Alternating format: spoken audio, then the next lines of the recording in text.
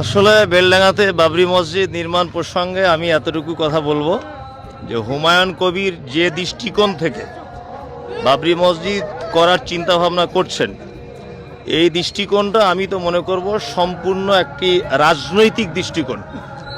কারণ হচ্ছে যে হুমায়ুন কবির বাবরি মসজিদ নির্মাণ করার হঠাৎ স্বপ্ন দেখলেন কেন? উনি আজকে রাজনৈতিকভাবে 20-25 বছর ধরে মুর্শিদাবাদের বিভিন্ন পার্টি থেকে উনি দায়িত্বে আছেন। এখন আমার প্রশ্ন হচ্ছে হুমায়ুন কবির সাহেবের কাছে যে উনি এই 20 বছর 25 বছর বিভিন্ন রাজনৈতিক দলের একনিষ্ঠ কর্মী হওয়া সত্ত্বেও মুর্শিদাবাদে মুসলিম জাতির জন্য তিনি ইতিপূর্বে কি করেছেন তার একটা লিস্ট উনি পেশ করুন। আর আজকে হঠাৎ করে কেন বাবরি মসজিদ করার চিন্তা ভাবনা? নিশ্চয়ই এতে কোনো রাজনৈতিক গন্ধ লুকিয়ে আছে। আর সবথেকে বড় কথা হচ্ছে যে উনি হচ্ছেন ভরতপুরের একজন দায়িত্বশীল মানুষ। উনি বেলডাঙ্গাতে আসছেন বাবরি মসজিদ করতে, কারণ কি? উনি তো বেলডাঙ্গার মানুষ নন, তা বেলডাঙ্গাতে উনি কেন বাবরি মসজিদ করতে আসছেন?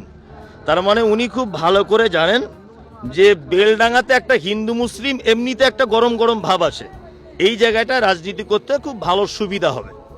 আর সবথেকে বড় কথা হচ্ছে এই যে 125 কোটি টাকা উনি বলছেন বা 130 কোটি টাকার বাজেট ওনার বাবরি মসজিদের জন্য। তা আমি বলছি 125 কোটি টাকা দিয়ে বাবরি মসজিদ করে জাতির কি লাভ হবে? বেলডাঙ্গায় আশেপাশে গ্রাম কাজী সাহা বলুন, বেলডাঙ্গা বেগুনবাড়ি বলুন, মির্জাপুর বলুন, কাপাসডাঙ্গা বলুন, এই সমস্ত গ্রামের অজস্র শারীরিক অসুস্থতায় যে সমস্ত মানুষরা ভোগেন, অর্থাৎ রুগী, সেই সমস্ত রুগীরা বেলডাঙ্গাতে উন্নত মানের কোনো চিকিৎসার ব্যবস্থা পায় না।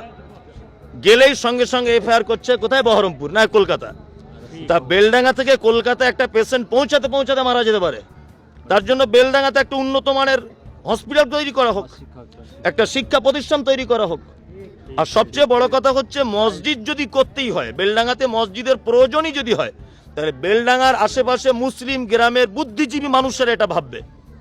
উনি এত উঠে পড়ে লেগেছেন কারণ বাবরি মসজিদ করতে হবে। মসজিদ অবশ্যই উনি করতে পারেন, ওনার মসজিদ করার রাইট আছে, কিন্তু সেই মসজিদের নাম বাবরি মসজিদ হবে কেন? সেই মসজিদের শিলান্যাস 6 ডিসেম্বর হবে কেন? কারণ একটা বিতর্কের ইস্যু রয়েছে এখানে। যেখানে শুনুন, বাবরি মসজিদ একটাই, হুমায়ুন সাহেব যতই বাবরি মসজিদ করেন, ও বাবরি মসজিদ আমাদের অন্তরে লাগবে না। আমাদের যেটা ঐতিহ্যবাহী 500 বছরের ঐতিহ্য বাবরি মসজিদ, সেটা আমাদের অন্তরে আছে, এ নিয়ে কোনো সমস্যা নেই। কারণ হুমায়ুন সাহেব বাবরি মসজিদ করলেই কি আর না করলেই কি, তবে উনি যেটা করতে চাইছেন এটা আমি বলবো সম্পূর্ণ রাজনৈতিক একটি গেম, এছাড়া আর কিছু নাই। উনি মসজিদের পাশাপাশি হসপিটাল করবেন, স্কুল করবেন, একটা পার্ক তৈরি করবেন। আমি মনে করব প্রথমে হসপিটালটা হোক, তারপর স্কুলটা হোক। সেখানে অজস্র মানুষ আসবে, তার ছাত্র পড়বে, গার্জেনরা আসবে, চিকিৎসার জন্য বিভিন্ন জায়গা থেকে লোক আসবে, তাদের নামাজ পড়ার প্রয়োজনে তখন মসজিদটা করুক। এখন নামাজ পড়ার প্রয়োজনে তো মসজিদের দরকার নেই। আমার বক্তব্য হচ্ছে উনি বলছেন আমি স্কুল করব, উনি বলছেন যে আমি ওখানে চিকিৎসার ব্যবস্থা করব। তো ওখানে বড় যদি একটা হসপিটাল করে, চিকিৎসার জন্য সারা বাংলা থেকে লোক আসবে, একটা লোক সমাগম হবে। স্কুল করলে ছাত্ররা থাকবে, তার গার্জেনরা আসবে বা ছাত্রদের প্রয়োজন, তখন একটা মসজিদ করা যেতে পারে। প্রথমে এইগুলো হোক, তারপর মসজিদের কথা ভাবুক। 6 ডিসেম্বর এলাকার মানুষকে কি বার্তা দেবেন? 6 ডিসেম্বর আমি এতটুকু আমার পক্ষ থেকে বলবো যে দেখুন, রাজনৈতিক গেম আপনারা কেউ দেখতে যেতে পারেন, তবে যে এইটার ব্যাপারে উৎসাহ দেবেন যে বাবরি মসজিদ আমাদের হোক, আমি তো বলবো এটা বুদ্ধিমানদের পরিচয় হবে না। এমনি হুমায়ুন কবির সাহেবকে দেখতে যাবেন আলাদা বিষয়, এমনি যে ওই মসজিদের জন্য উদ্বুদ্ধ করতে হবে এটা নয়। আমি বলছি আমাদের বাবরি মসজিদ ভেঙে দেওয়া হয়েছে, আমরা পুনরায় হুমায়ুন কবির সাহেব প্রস্তাব দিচ্ছেন বেলডাঙ্গাতে বাবরি মসজিদ করব। আজকে একজন বিজেপির নেতা বহরমপুরে রাম মন্দিরের প্রস্তাব দিয়েছেন, ভালো করে বুঝবেন।